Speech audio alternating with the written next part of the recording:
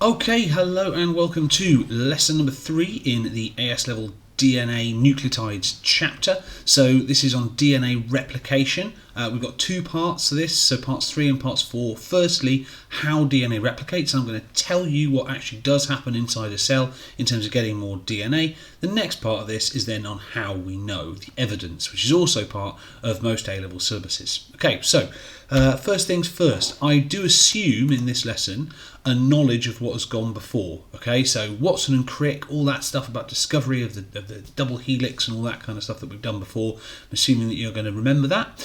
Here's an interesting picture based on what we said at the end of the last session, which is that Watson and Crick initially got their model wrong, and this was one of their first models here, and hopefully you should be able to see from what we covered in the last video what's wrong with it. Okay, you should be able to clearly see that it's inside out, with the bases sticking out to the outside and the phosphate sticking in, which is not how a double helix works, as we know.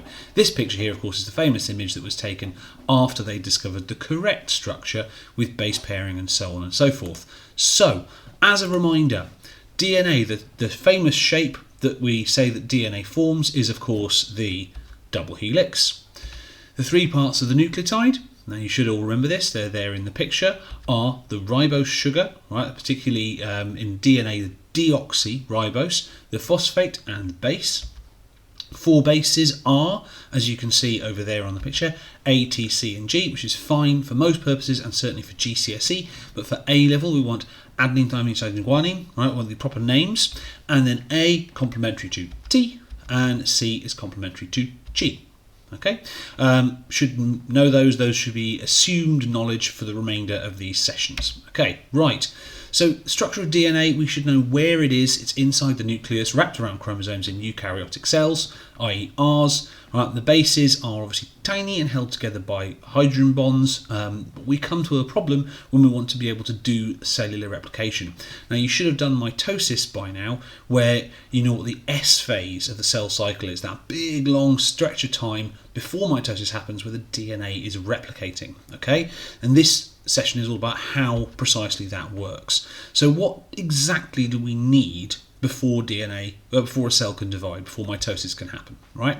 Well, every new cell, potential cell, must have an exact copy of the DNA, and I do stress exact there, okay? You need a higher quantity, so you need double the quantity of DNA, and the order of bases must be maintained, right? Has to be maintained.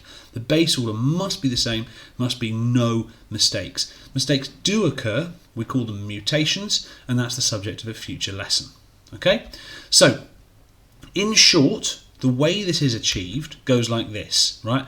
Before every cell division in that S phase, that's when the DNA replication takes place, okay? You get one copy that ends up in each daughter cell, and each strand of the double helix is used as a template.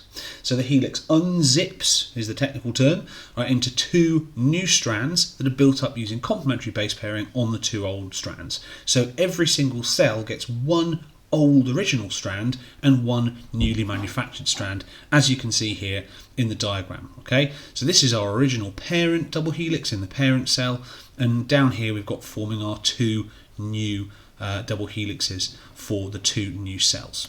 Okay, so in terms of being short, right, in terms of the short version, we call this semi-conservative replication, because half of the DNA in the new cell is from the parent and half is new.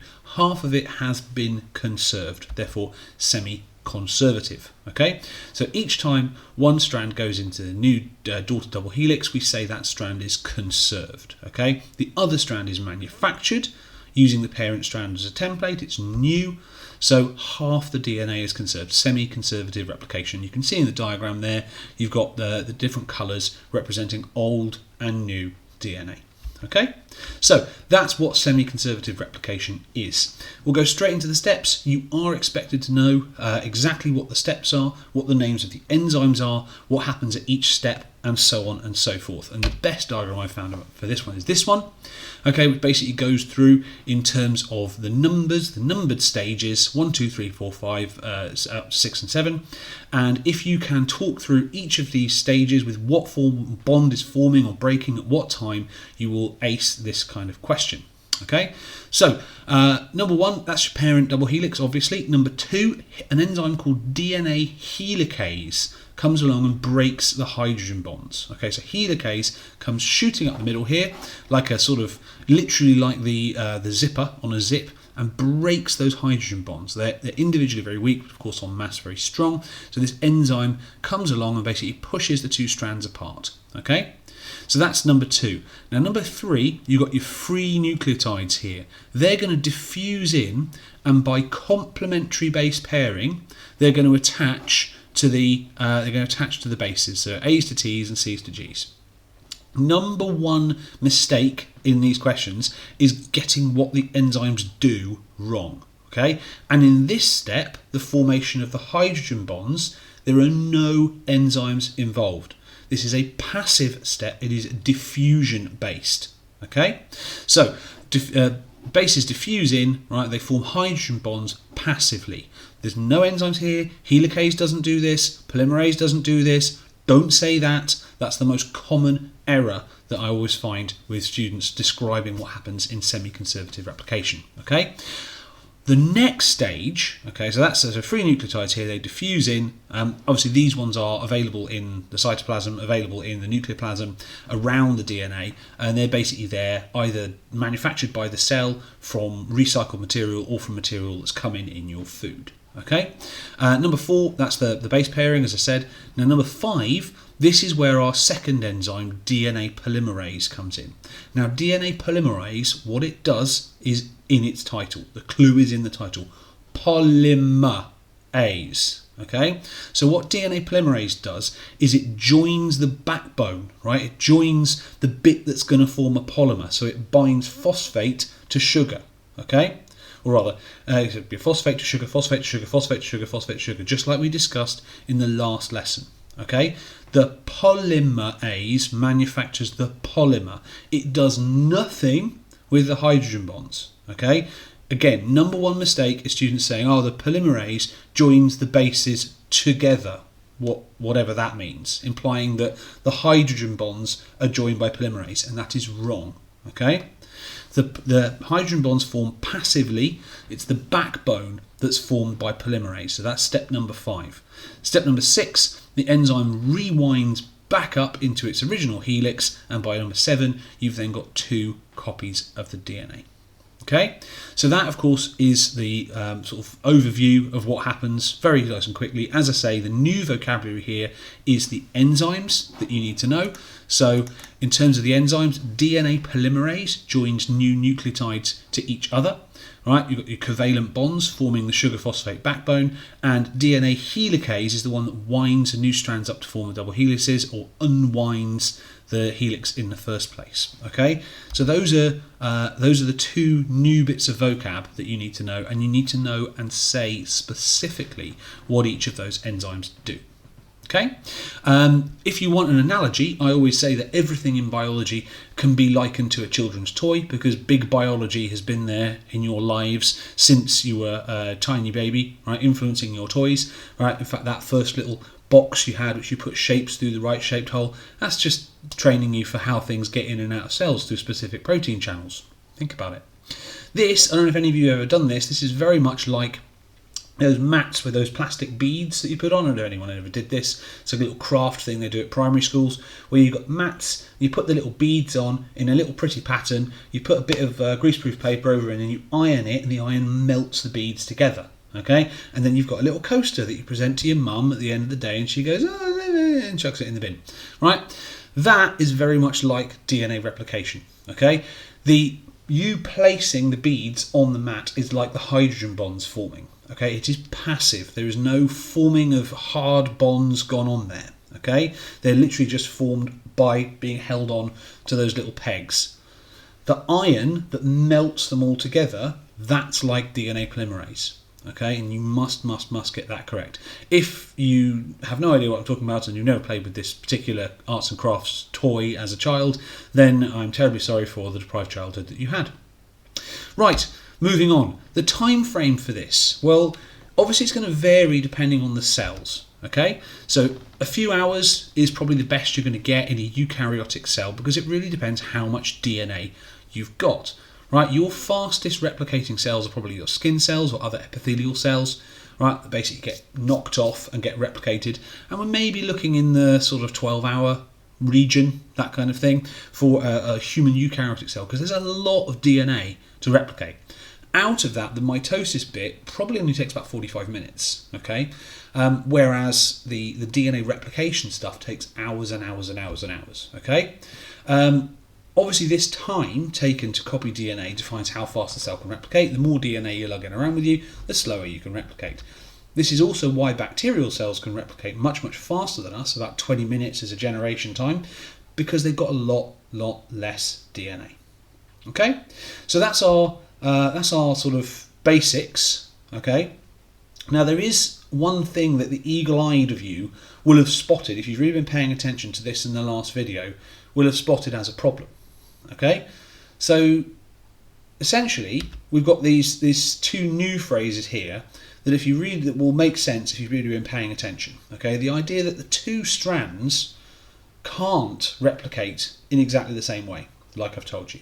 Okay, I've told you that both strands, the same thing happens. In fact, if we go back to that picture there it is, look, they're both replicating in exactly the same way.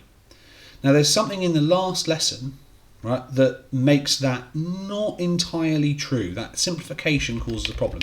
And if you're an A-grade student, you should be able to just about spot that. Okay, this whole idea of the two strands not being the same, one being leading and one being lagging, as they say. Okay, if I give you another little clue, if I say the word antiparallel strands, okay, which we discussed in the last video, right, the idea of the two strands running in opposite directions, that might give you a bit of a clue. Right, and if I said that DNA is exclusively formed from the 5' end, one with the phosphate sticking out, to the 3' end, okay, that might start triggering some thoughts. And here we've got this picture, which again is straight out of the last video, right, to show you 5' to 3' on one side, 3' to 5' on the other. So I've told you, right, that DNA is only formed from 5' to 3'. It's always antiparallel, okay? So then therefore the exact mechanism of replication must be different on each strand. And that's true, it is. Okay, so if we want to take this from our basic level, now that the numbered points, I told you they are absolutely fine for most A-level questions. If you're really looking towards that A-star level of being able to synthesize ideas within biology and come out with something a little bit more nuanced and detailed, then we need to think about the two strands in terms of different ways. Okay, so on one strand it's absolutely fine. Okay, we call this the leading strand. There's no issue here, look, right, because as we unzip the DNA, this end is our 3' end. So the new strand, well, it's anti-parallel, so the new strand is going to be 5', and DNA replicates 5' to 3', no problem. Okay, so essentially the DNA polymerase can sort of bind on and just follow, right, the DNA unzipping. You just follow the helicase up the strand, 5' to 3', no problem. But on this other strand over here, well, this end's going to be the 5' end, okay, because if that's all anti-parallel, look, 5', 3', 3', that end's going to be the 5' of that strand. So therefore, the new strand that we're building will have to be the 3' end. Okay, it'll have to be the 3' end. And you can't make DNA 3' to 5'. It doesn't work that way. DNA polymerase's active site isn't that shape. Okay, so actually a different mechanism has to happen on this strand. Okay, right, where basically you get a little bit of DNA exposed, okay, and the polymerase binds on at the base of it and runs in the opposite direction as a fragment. And when it reaches the end of that fragment, it dissociates, loops back and binds on here, and then runs back to the beginning of the previous fragment. And then it loops back again and joins up that one, loops back again and joins up, loops back again and joins up. And we call this the lagging strand, and this is discontinuous replication. Okay, now that one there, the Okazaki fragment, that Okazaki there is the name of the scientist, Japanese scientist, who discovered this, and obviously to be able to realise this, not just to understand it and recognise it, but to be able to realise it as the first person is absolutely top class science, and that's what makes a Nobel laureate, basically. Okay, so Okazaki's fragments here, so these little fragments, right, are on the lagging strand, and the leading strand runs continuously.